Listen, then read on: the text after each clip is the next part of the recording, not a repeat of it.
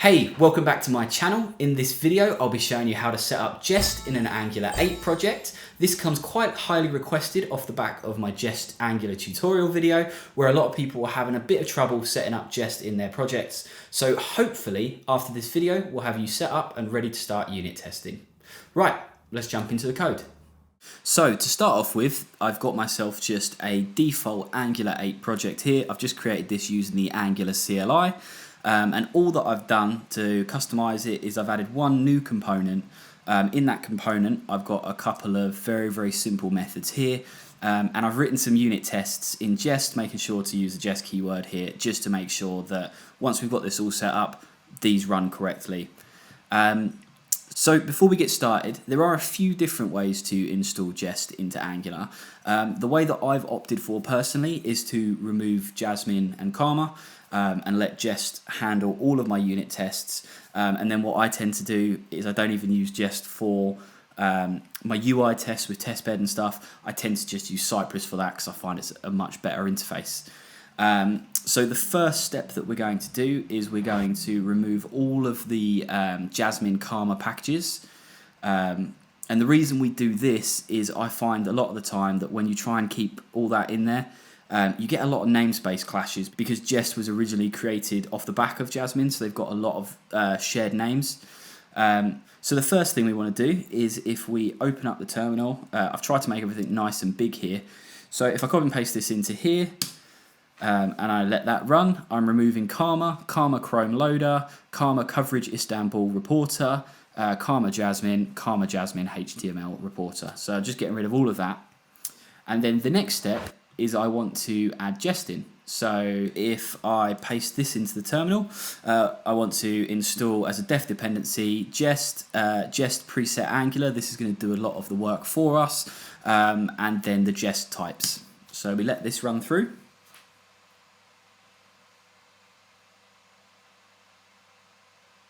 So now that we've got that all installed, if we close that, that's the last thing we need to do in the terminal. Now we need to create a new file. Now you can give this file whatever name you want, but I call mine setup Jest.ts. And I'm going to add that. Now the only thing we need to add in there is an import for our Jest preset Angular. So if I chuck that in the top, this is also a good place that if you've got yourself some Jest mock packages or anything like that, this is a good place to reference them in here. We save that, we can close that now. We need to add one more file, that is the Jest.config.js file. So if I scroll to the top here, we're also going to add this one to the root, and as I say, we'll call that Jest.config.js this time. Make sure to make it JS. And then we add this, and I'm just going to copy and paste my module export into here.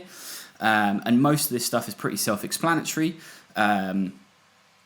In our setup files after environment, we've got the Jest file that we just created, the setup Jest file. In here, I've got a few patterns to ignore. We're actually not using any of these in this project, but I wanted to leave them in because these are quite common packages that will have issues with Jest. So we've got socket.io and ngrx, and all this does is it just tells Jest to not bother running tests through these files. So Jest will completely ignore these, which is correct because you didn't write this code. If you're using a package, you expect that they've tested the content of that package. And then the last one down here, once again, I've got a little ignore path. This one's for Cypress. Once again, don't need that because we don't have Cypress included. But I'm just showing you that if there's any routes that you just want it to ignore, chuck them in this list here. So we save that, and then we can close that file as well. For step 5, we need to go into the tsconfig JSON. We'll jump in here, and then we need to add the Jest types to the compiler options. So we've got the compiler options here. We can chuck this anywhere we want. I'm going to put it here because it's alphabetical. And then we can save and close that. And then we have to do a similar thing in our next step, but in the tsconfig spec JSON. So see here, instead of having Jasmine, we want to just change this to Jest, and we save that.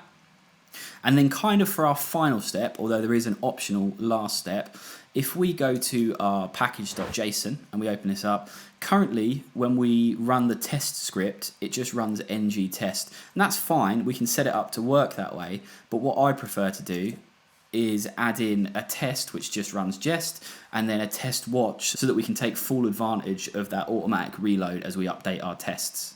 Now, I do have one final step. If I just open up the terminal here, and this one isn't necessary, but because I want to remove Karma, I don't actually need the Karma conf in my project, and I also don't need the test.ts file. So what I'm going to do is I'm also going to remove those.